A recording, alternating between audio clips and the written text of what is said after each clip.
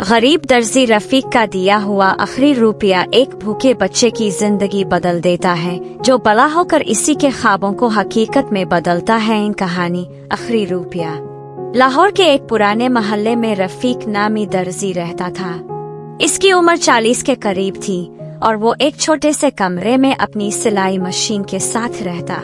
रफीक का ताल्लुक निहायत गरीब खानदान से था, मगर वो मेहनती, ईमानदार और दिल का बहुत साफ इंसान था। वो दिन भर लोगों के कपड़े सीता और जो थोड़ा बहुत बचता इसी से गुजारा करता। वो ना शको करता, ना हसद, ना ही किसी की हक तलफी। रफीक का कोई खानदान न था। इसके माँ बाप बचपन में फौत हो गए थे और वो यतीमी में पला, मगर इसके किरदार में ऐसी पाकीज़गी थी कि महल्ले वाले भी इसकी बहुत इज्जत करते थे। दिसंबर की एक सर्द सुबह थी। रफीक ने जल्दी उठकर पुराना स्वेटर पहना और नाश्ते की जगह बस एक गिलास पानी पिया। जेब में देखा तो सिर्फ 1 रुपया था। दिल में ख्याल आया, आज कुछ नहीं खाया, शायद शाम तक कुछ पैसे बन जाएंगे। वो अपनी सिलाई की दुकान की तरफ रवाना हुआ। रास्ते में इसने एक छोटे बच्चे को देखा जो कूड़ेदान के करीब खड़ा कुछ ढूंढ रहा था। बच्चा नंगे पाँव था, कपड़े फटे हुए, चेहरा धुआ धुआ। रफीक ठिठका, करीब गया और पूछा, बेटा क्या कर रहे हो? बच्चा घबरा कर बोला, कुछ खाने को तलाश कर रहा हूँ, कल से कुछ नहीं खा रहा। रफीक के दिल पर जैसे किसी ने चोट मारी हो। इसने अपनी जेब में हाथ डाला जहाँ सिर्फ वो 1 रुपया था। थोड़ा सा झिझका, मगर फिर सोचा, अगर मैं इस रुपया से खुद कुछ खा भी लूं तो फिर किया। इस बच्चे की भूख मुझसे ज्यादा है।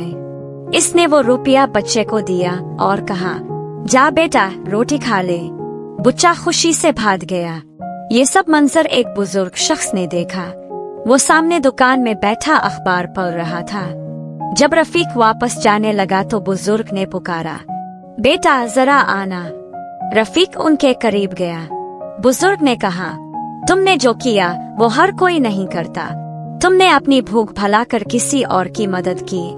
रफीक ने मुस्कुराकर जवाब दिया, साहिब भूख तो कल भी लगेगी, मगर ये मौका रोज नहीं आता।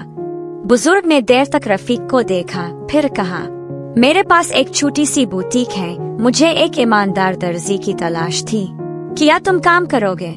रफीक ने हैरत से कहा, साहिब मैं तो बस एक आम दर्जी हुई। बुजुर्ग ने हंस कर कहा, ईमानदारी गैर मामूली खूबी है, बाकी सब सिखाया जा सकता है। रफीक ने बुजुर्ग की बुटीक में काम शुरू कर दिया। वहाँ सिलाई की जदीद मशीनें, धुश, महंगे कपड़े और मुख्तलिफ गाहक। रफीक ने ईमानदारी, मेहनत और खुलूस से काम किया। थोड़े ही दिनों में इसकी शोहरत पूरे इलाके में फैल गई। बुजुर्ग, जिनका नाम अहमद साहिब था, रफीक को अपने बेटे की तरह मानने लगे। इंसानियत और खुलूस कभी जाए नहीं जाते। ईमानदारी और कुर्बानी का सिला जरूर मिलता है। छोटा सा नेकी का अमल भी किसी की जिंदगी का रुख बदल सकता है। यूं रफीक की किस्मत बदलने लगी।